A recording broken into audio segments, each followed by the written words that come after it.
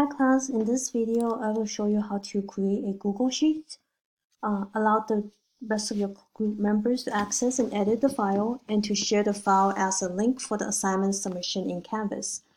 Once you have logged into your Google account, click on the 9 dots next to your name in the upper right hand corner of the page. Then click on the Drive link.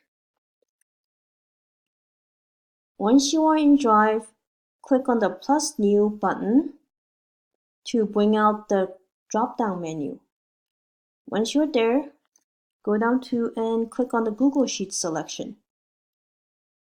A new tab will load with the blank untitled spreadsheet.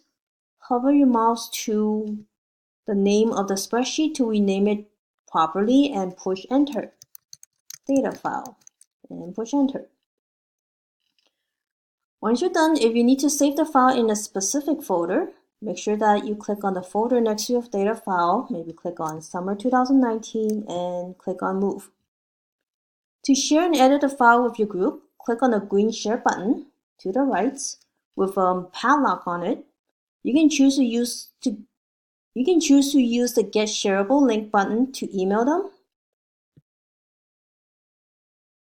And the button has been saved.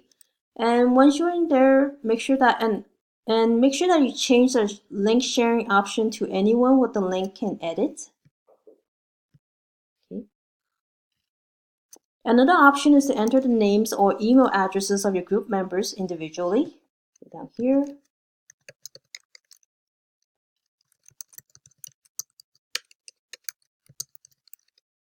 Push enter and separate it by a comma or enter.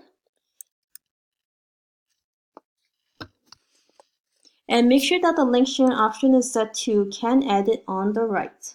Can Edit. My recommendation is to use the people sharing link to naming option with your group members and the link option for file submission so that I do not accidentally change your data.